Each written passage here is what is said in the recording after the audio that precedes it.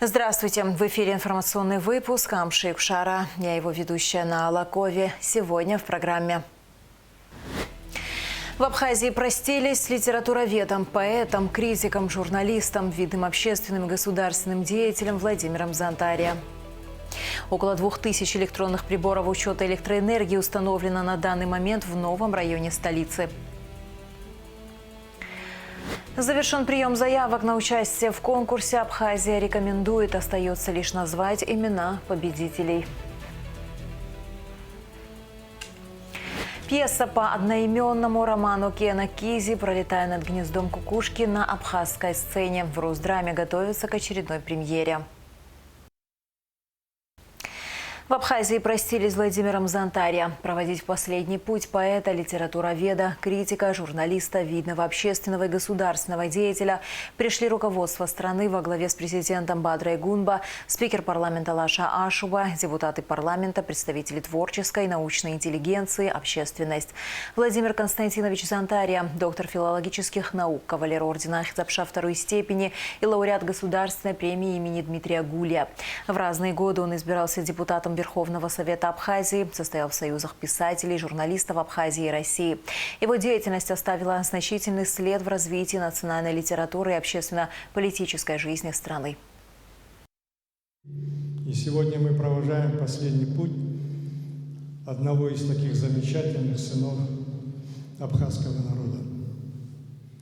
Мы с Вовой познакомились задолго до того, как политические события нас объединили.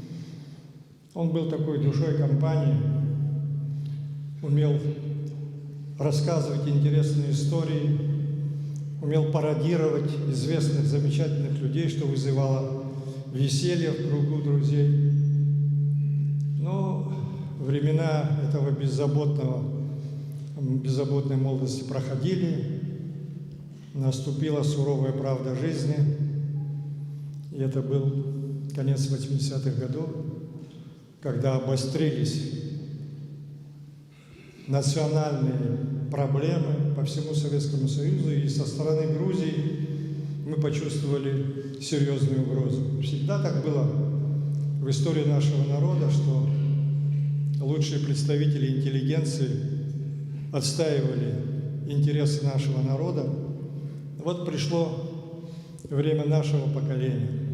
И Владимир был одним из ключевых деятелей вот всех этих процессов, связанных с защитой наших интересов.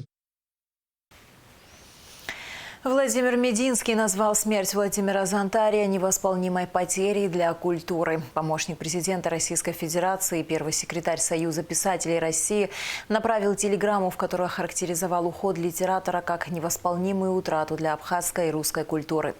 Мединский особо выделил вклад Зонтария в популяризацию классики.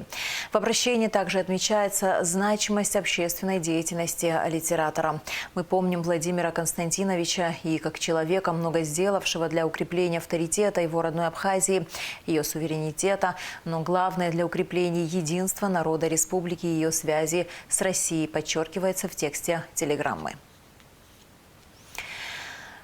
К другим новостям. Премии имени Фазиля Искандера вручили в Москве. Эта награда, учрежденная Русским пен-центром, вручается уже в 9-й раз и является важным событием в современной литературной жизни России.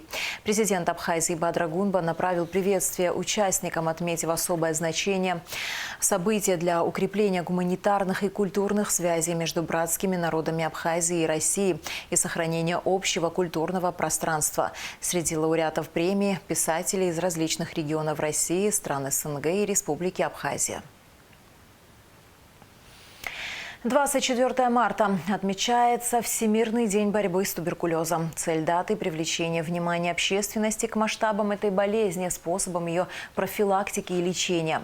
Туберкулез – распространенное и опасное инфекционное заболевание, передающееся воздушно-капельным путем, хотя благодаря успехам современной медицины заболеваемость и смертность от него значительно снизилась.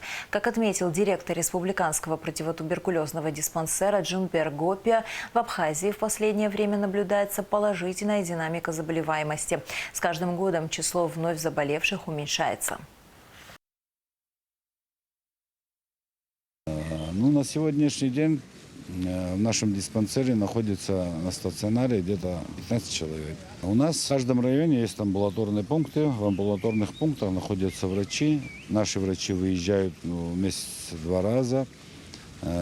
Медсестра с лекарствами и врач на прием, чтобы проверить, как ведут себя наши больные и в каком состоянии находятся. Если надо будет поменять лечение или что-то добавить, что-то убавить, вот такие моменты. После пандемии мы сидели, обсуждали, наши врачи, после пандемии уменьшилось число туберкулезных больных.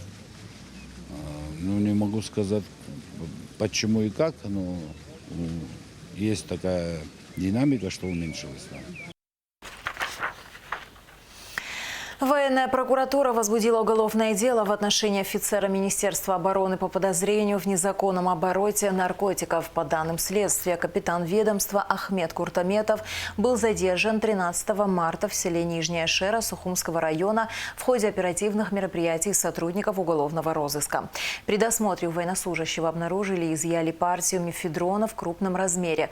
В отношении подозреваемого избрана мера пресечения в виде подписки о невыезде и надлежащем поведении. К ситуации на Ближнем Востоке. Иран опроверг слухи, что верховный лидер Моджтаба Хаминеи согласился на переговоры с США. Ранее об этом сообщали израильские СМИ. Якобы глава иранского МИД тайно передал такое сообщение спецпосланнику американского президента Стиву Уиткофу. Опровержение случилось на фоне объявленной Дональдом Трампом 5-дневной паузе ударов по Ирану. Ранее президент США выставил 48-часовой ультиматум Ирану, однако впоследствии отменил его из-за якобы очень хороших и продуктивных переговоров.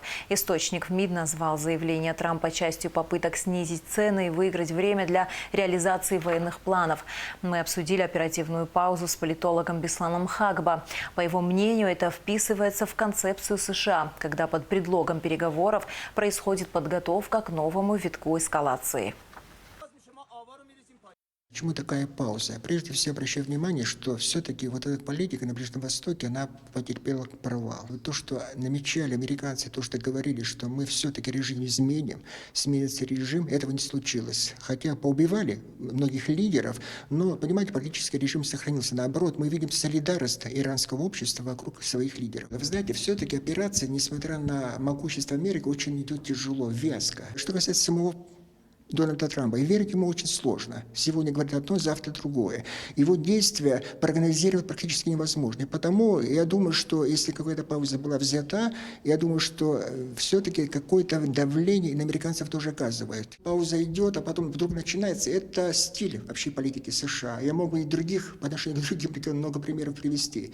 Я вспоминаю даже политика США по отношению к Балканам, по отношению к Югославии, когда все это взяли и расчленили. Говорили, какие-то переговоры идут и так далее. Это стиль Америки, об этом вообще весь мир знает. Но дает ли плоды эффект? Вряд ли это случится по отношению к Ближнему Востоку. Иран очень сложная страна.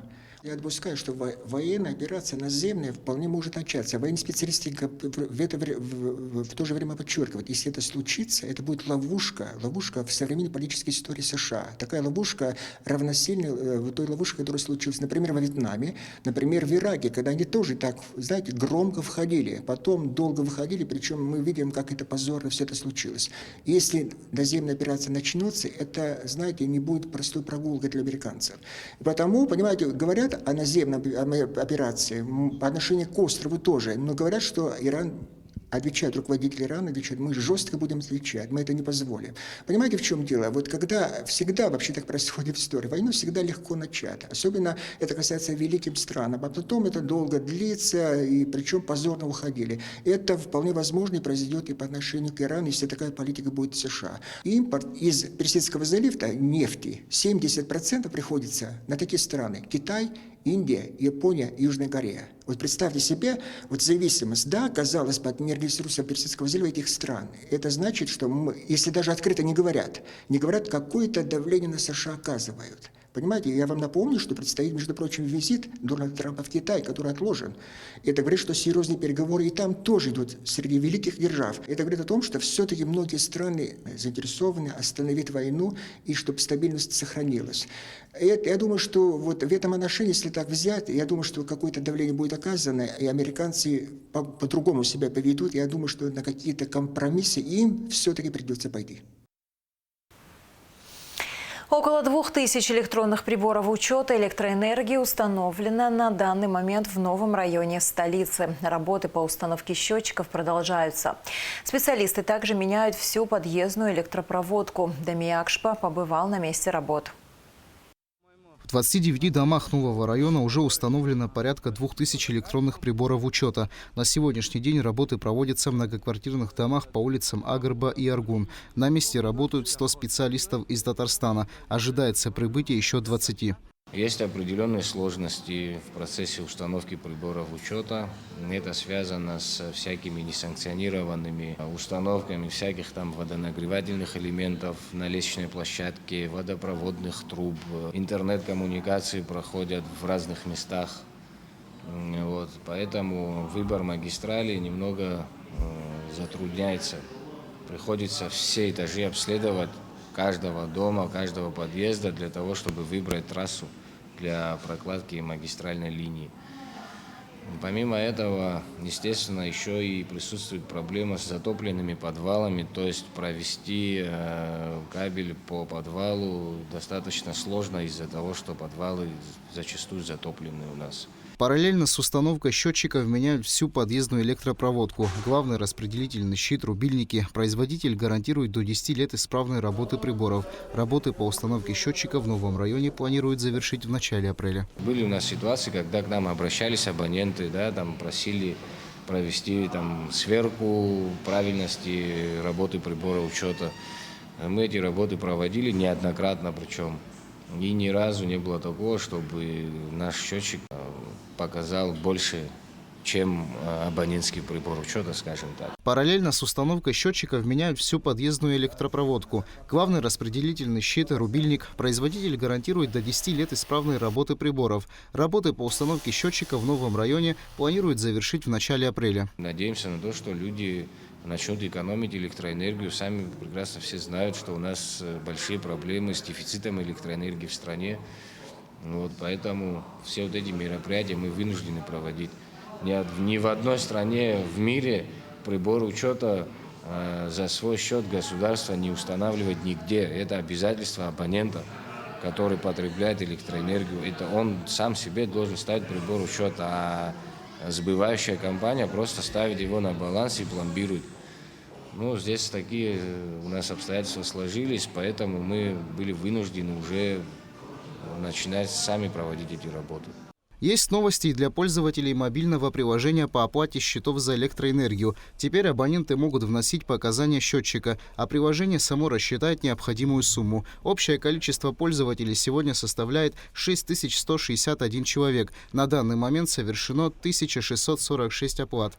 Дамир Акшпа, Давид Хашик, Абхазское телевидение. Спецпроект «Абхазия рекомендует» подводит итоги. Он о тех, кто радушно принимает гостей. В рамках проекта у каждого была возможность рассказать о себе или о работнике сферы, начиная от туристической, транспортной до общепита и торговли. Заявки на участие в конкурсе уже завершены. Остается лишь назвать имена победителей.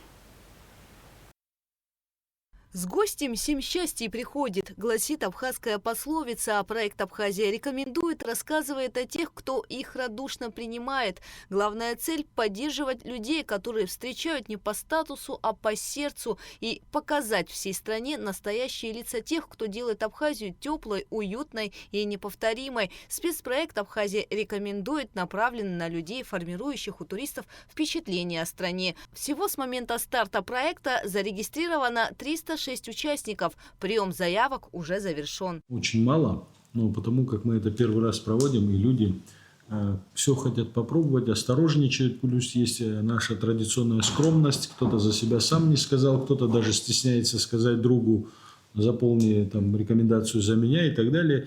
Но хочу вас заверить, и уверяю, точнее вас, что в следующем году, я надеюсь, что это будет ежегодным конкурсом, и вместо 306, думаю, 3000 заявок точно будет. Это вот мое личное мнение. Во-вторых, мы сейчас, вот представьте себе, просто как только мы расскажем вам о тех людях, которые здесь подались, вся страна узнает, во-первых, какие герои живут в этой стране, как вот наша участница сказала, что люди, которые своим трудом сами дома трудятся, создают какой-то продукт, услугу, красоту, то, что делает нашу страну еще более привлекательной во всех смыслах этого слова. Мы увидели очень много интересного и уникального. В первую очередь это определенные семейные традиции, как виноделы, которые из поколения в поколение передают секреты виноделия, хозяйки гостевых домов, да, которые как своих родных встречают гостей. Это шеф-повара, для которых кухня – это не просто профессиональная деятельность, но это продолжение их домашнего очага, их, наверное, какой-то внутренней семейной традиции. Проект находится под особым вниманием государства и администрации президента. Среди направлений конкурса – сферы размещения и гостиничного сервиса, питания и вкуса, экскурсий и впечатлений, событий и инициатив, культуры и традиций, логистики и транспорта. Героями стали шеф-повара, владельцы объектов размещения, экскурсоводы и просто гостеприимные люди, все, кто делает отдых в Абхазии запоминающимся. Лично я участвую здесь не ради награды, ради победы, ради там значка. Я даже не знаю, что там на кону стоит. Это вообще не важно. Важно то, что мы немножко забыли, что честным трудом и правильным отношением к жизни мы формируем облик нашей страны. И все действительно о нас, о официантах, о поварах, о таксистах, о всех о нас складывается впечатление в целом о стране. Это крайне важно, поэтому еще раз спасибо за этот конкурс. Просто прекрасная возможность не только заявить о себе, заявить о абхазской гастрономии всему миру. На самом деле мне, как шеф-повару, это важно. Мне важно для того, чтобы и в России нас больше знали, во всем мире о нас больше знали, что у нас есть очень классные, крутые локальные продукты. И правильно подмечено, как этот год, он объявлен президентом годом села, и мы должны поддерживать это, мы должны поддерживать местных производителей. Организаторы конкурса – команда Абхазии совместно с Минтуризма Республики и платформа «Россия – страна возможностей». Конкурс является частью проекта «Гостеприимная Абхазия». Из Республики Абхазия подано 83% заявок от общего числа. Замечу, что остальной процент – это Российская Федерация. Из Российской Федерации, если разбить цифру, да, из регионов Российской Федерации, 40% это город Москва, другие регионы 60%, такие как Адыгея, Дагестан, Краснодарский край, Донецкая Народная Республика, Ярославская область и другие. Как отмечалось выше, можно было заявиться самостоятельно, то есть я занимаюсь бизнесом и я хочу, чтобы обо мне знали. Таких товарищей у нас 28% от общего числа заявок. Предусмотренный механизм о том, что человек может заявить другого человека в рамках такой функции, да, рекомендовали 72%. То есть здесь формат рекомендовали, это почти 3/4 от общего числа, говорит о высоком уровне доверия жителей друг к другу и желания делиться лучшими представителями в сфере гостеприимства. Победителей выберут путем народного голосования. Их имена станут известны в мае. Финалисты получат статус «Абхазия рекомендует» и возможность стать лицом туристического бренда страны, размещение на официальном портале проекта, призы и подарки от организаторов и партнеров. Гугу Цавардания, Раму Камкия, Абхазское телевидение. Пьеса по культовому одноименному роману Кена Кизи, пролетая над гнездом кукушки на абхазской сцене. В Русдраме готовятся к очередной премьере. Дипломный спектакль абхазского курса Высшего театрального училища имени Щепкина представят 27 и 28 марта. А Элита Рутинян побывала на репетиции.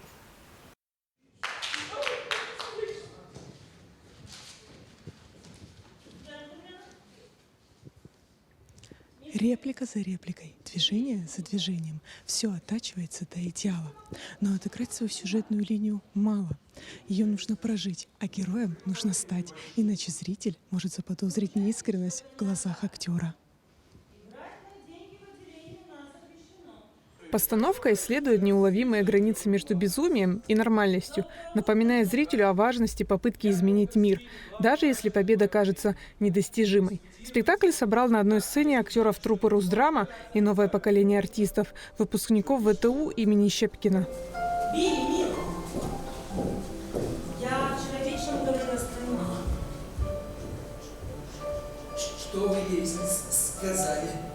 Что ты сожалеешь о случившемся и обещал больше этого никогда не повторять. Спасибо, мисс Рэч. Руслан Иванов, исполнитель главной роли МакМёрфи, описал своего персонажа как свободолюбивого. МакМёрфи – бунтарь, яркая, жизнерадостная личность. Я думаю, прежде всего искал какие-то похожие черты и очень много внутренней силы. И его свободолюбие, это отражается и во мне. Я сам по себе такой человек, поэтому общий язык было легко найти с этим персонажем, потому что это я в предлагаемых обстоятельствах все равно, потому что на протяжении 4 лет нас этому учили. А вот когда уже ты не персонаж, когда персонаж уже над тобой, тогда это другой этап обучения. Это вот то, что мы будем изучать и продолжать уже здесь, в нашем театре, в нашей стране. Нас учили быть немножко над персонажем, как бы его контролируя, чтобы он тебя не съедал. Тем более это такой спектакль, в котором очень трудно это сделать. Если ты персонажа отпустишь, будет очень плохо. Неважно, главная роль или нет, много сценарного времени у интерпретируемого персонажа или нет. Ведь каждый из участников постановки воплощает часть выдуманного, но особого мира автора. Спектакль был создан со студентами Абхазии в Москве, в Щепкинском училище, и он шел уже практически почти полгода или год даже. И мы приехали сюда и вливаемся в команду театра. И вчерашние, так сказать, студенты, сегодня уже артисты театра. И поэтому репетиционный блок небольшой, но мы подготовлены. Артисты, конечно, профессиональные здесь, поэтому работа идет в удовольствие. И, в общем-то, мы готовы уже к премьере. В постановочную команду спектакля также вошли главный художник театра имени Фазилия Искандера Виталий Кацба, художник по костюмам Наташа Шпанова и художник по свету Иларион Пасания. Ой, а что это вы делаете? Извините, я вас не признал. Пульт тоже посмотрите, пожалуйста. Вы ведь из сервиса. Нет, я из тюрьмы. Мистер МакМёрфи, здравствуйте. Я доктор Спири, главный врач этого отделения. Это у вас типа главный? Он вас не слышит, он глухонемой. В основе сюжета философская драма о противостоянии личности и бездушной системы, о поиске свободы и сохранении человеческого достоинства. Это дипломный спектакль абхазского курса высшего театрального училища имени Щепкина. Есть роман Кена Кизи «Пролетая над гнездом кукушки» и есть пьеса Дейла Вассермана. Вот, мы взяли пьесу, но, естественно, мы опирались на роман и перечитывали его, раскрывали образы, придумывали, много фантазировали. Это сочиненная такая история, но, естественно, на основе этих произведений. Этот спектакль, он имеет какую-то очень живую структуру. Каждый спектакль будет не похож на предыдущий, как вам сказать. То есть я думаю, что зрители не один раз будут смотреть его. В спектакле комедия «Спутница трагедии». Их дополняет напряженное действие, закрученный сюжет с психологической правдой характеров и сильной драматургической основой, заставляющий зрителей сопереживать, испытывая разные, но вместе с этим подлинные чувства и переживания. В другом составе главного героя играет Ираклий Делба. Русдрам представит премьеру 27 и 28 марта. Аилита Арутюняна, Ахрамич Березван Бегвава, Абхазское телевидение. Музей Дмитрия Гуля представит Абхазию на горьковских чтениях в Нижнем Новгороде, сообщает пресс-служба Минкульта. Поездка организована по приглашению Государственного музея Максима Горького и станет продолжением сотрудничества, начатого в 2025 году в Сухуме во время Дней культуры Нижнего Новгорода. Центральной темой конференции станет Максим Горький в исследованиях 21-го столетия. Научная программа включает доклады и дискуссии, посвященные литературному наследию писателя и его роли в глобальных культурно-исторических процессах. Сухум готовится к приему гостей на экономический форум. Глава администрации Сухума Тимур Агарба нацелил коммунальные службы на наведение чистоты в столице. На совещании также шла речь о возможности приостановки некоторых ремонтно-строительных работ в дни проведения форума. Собственников также обяжут очистить территории возле своих строящихся объектов. Участники совещания также обсудили ход ремонтных работ на набережной Диаскуров и упорядочение движения по набережной Махаджиров. От кафе «Пингвин» планируется сделать зону полностью пешеходной. Автомобилям запретят проезд к морпорту. Планируется обновить дорожные разметки на улицах столицы. И в завершение выпуска о погоде.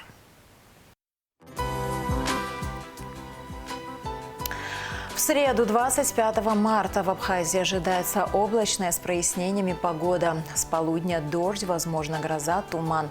Температура воздуха ночью 4,9, днем 8-13 градусов. Температура морской воды 11 градусов.